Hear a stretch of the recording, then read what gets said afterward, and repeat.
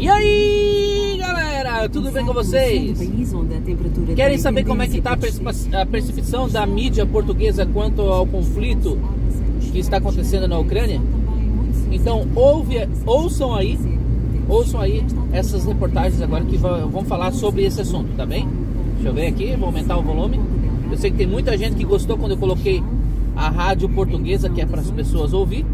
Então, se liga aí e acompanha e vê como é que está a situação da guerra. Mostra-se disponível para procurar soluções diplomáticas para o conflito na Ucrânia, mas ao mesmo tempo, Cláudia Godinho, o presidente russo sublinha que os interesses da Rússia não são negociáveis. O presidente russo garante que o país está sempre aberto para um diálogo direto e honesto e disponível pela procura de soluções diplomáticas para os problemas mais complexos. Mas Vladimir Putin diz que os interesses da Rússia e a segurança dos cidadãos não estão abertos para negociação. São declarações do presidente russo divulgadas num vídeo esta manhã, naquele que é o Dia da Defesa da Pátria na Rússia.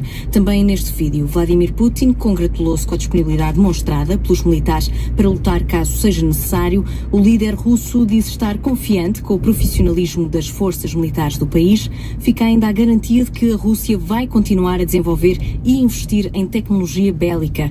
Putin promete que o país vai trabalhar para criar armas tecnologicamente avançadas e que vai expandir a utilização de tecnologias e elementos de inteligência artificial. Palavras de Vladimir Putin, divulgadas hoje num vídeo que assinala o Dia do Defensor da Pátria. Ora, no entender dos Estados Unidos, não há interesse na diplomacia por parte de Moscovo. Foi por isso cancelado o encontro previsto para amanhã entre o secretário de Estado norte-americano e o ministro russo dos Negócios Estrangeiros. Já lá vamos, mas importa perceber de que formas estão os ucranianos a reagir aos acontecimentos. Em direto de Kiev está a enviada especial da RTP, Cândida Pinto. Bom dia. Bom dia. Como é que a Ucrânia responde a estes desenvolvimentos? Bom, por um lado, os ucranianos ficaram satisfeitos ou aliviados com o pacote de sanções que foi anunciado pelos Estados Unidos, pela União Europeia e pelo Reino Unido a Moscovo, mas de qualquer modo sabem que no contexto que está em cima da mesa, no caso de um conflito de larga escala, só podem contar com eles mesmo enquanto tropas no terreno, só podem contar mesmo com o exército ucraniano. Ora, eu lembro que o exército ucraniano tem cerca de 260 mil elementos, portanto um número muito inferior àquele que tem o exército russo, que será 1 milhão, embora na zona da fronteira da Rússia com a Ucrânia estarão entre 50 mil e 200 mil militares russos. De qualquer modo, perante esta diferença de escala entre os dois exércitos, o presidente Zelensky, o presidente da Ucrânia, fez um apelo aos reservistas para se mostrarem disponíveis em caso de necessidade. Ora, estamos a falar de cerca de 200 mil pessoas. Eu recordo que o conflito na Ucrânia de baixa intensidade no leste já leva 8 anos de existência. Por lá têm passado muitos militares. Quando se fala em reservistas, são pessoas na casa dos 20, 30 anos. São pessoas muito novas, eu conheci alguns, e de facto eles estavam com essa disponibilidade para se alistarem em caso de existir esse apelo que já aconteceu. Por outro lado também, o presidente Zelensky pediu à população para se manter calma, para não existir uma mobilização geral do país, isto porque tem decorrido por todo o país esses treinos militares aos civis, mas para já o presidente Zelensky considera que não é necessário mais do que ter reservistas prontos para atuarem em caso de necessidade. Ao mesmo tempo, estão a ser protegidos alguns pontos estratégicos, como sejam centrais elétricas e outros tipos de pontos estratégicos dentro do país, porque, como dizem aqui, Putin é imprevisível, pode sentar-se à mesa de negociações ou pode ter uma ação qualquer que ponha em causa interesses da Ucrânia.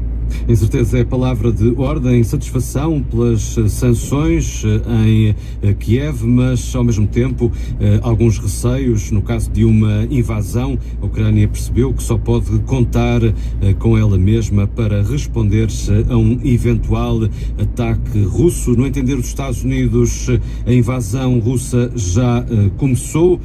O secretário de Estado norte-americano Antony Blinken justifica a anulação do encontro previsto para amanhã com o ministro russo dos Negócios Estrangeiros perante o que Washington considera uma das maiores ameaças à segurança na Europa.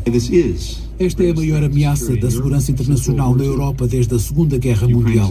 A Ucrânia está em perigo. O presidente Putin está descaradamente e propositadamente a violar a lei e os princípios que mantiveram a paz em toda a Europa e no mundo durante décadas. Eu tinha concordado em me encontrar com o ministro dos Negócios Estrangeiros russo, Sergei Lavrov, esta semana, a 24 de fevereiro, para discutir as preocupações dos nossos países sobre segurança europeia, mas só se a Rússia não invadisse a Ucrânia.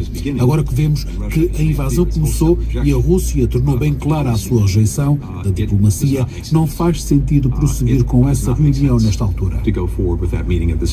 Joe Biden anunciou ontem à noite mais sanções económicas contra a Rússia, perante que o presidente norte-americano considera o início de uma invasão. Isto é o princípio de uma invasão russa da Ucrânia. Quem é que Rai Putin pensa que é? Para ter o direito de declarar 2 novos auto-intitulados países em território que pertence ao seu vizinho. É uma violação flagrante da lei internacional. Existe uma resposta firme da comunidade internacional. Joe Biden promete mais sanções proporcionais ao aumento da atividade militar russa na Ucrânia, e outros 2 países juntam-se aos Estados Unidos e à Europa nas represálias, o Japão e o Canadá. O primeiro-ministro canadiano Justin Trudeau anunciou ontem à noite algumas sanções perante a ameaça à segurança internacional. O Canadá vai ainda enviar ao abrigo da NATO 460 militares para a Letónia e um porta-aviões para operações marítimas. O secretário-geral das Nações Unidas recusa a narrativa russa sobre o envio de militares para os territórios separatistas da Ucrânia. António Guterres nega que sejam forças de paz.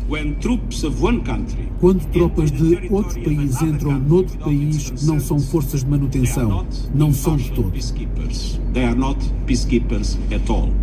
António Guterres apela à calma e a um cessar-fogo. Neste momento crítico, apelo a um cessar-fogo imediato e ao estabelecimento do Estado de Direito. Precisamos de contenção e razão. Precisamos de desescalar agora. Declarações do secretário-geral das Nações Unidas ontem à noite em conferência de imprensa. Esta manhã, às 10h15, na Antena 1, avaliamos a crise energética na Europa. A jornalista Eduarda Maio conversa com o presidente da Agência para a Energia, Nelson Lage. O primeiro-ministro concedeu tolerância de ponto na terça-feira de Carnaval aos trabalhadores que exercem... Aí, galera, então foram aí 7 minutos e meio de rádio portuguesa aqui, né? É bom que daí já treina um pouco ouvir o português aqui de Portugal.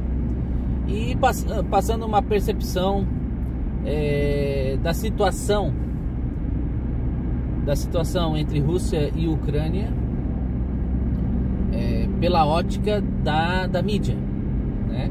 E resumindo tudo isso daí que eles falaram, o resumo é o seguinte: nós ucranianos gostamos das sanções aplicadas à Rússia, mas isso não adianta nada numa guerra em campo aberto. Sabemos que podemos contar somente com nós mesmos.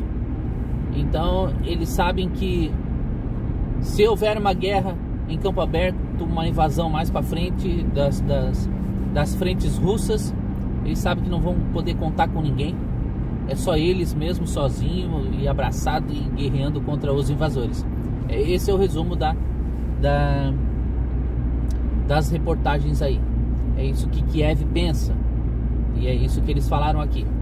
Bom, tá aí então esse vídeo, um vídeo interessante, né, para comparar com o que você está vendo na mídia aí no Brasil ou em outros lugares do mundo. Fica bem legal aí essa comparação, tá bem, gente? Grande abraço a todos, beijo no coração, fui!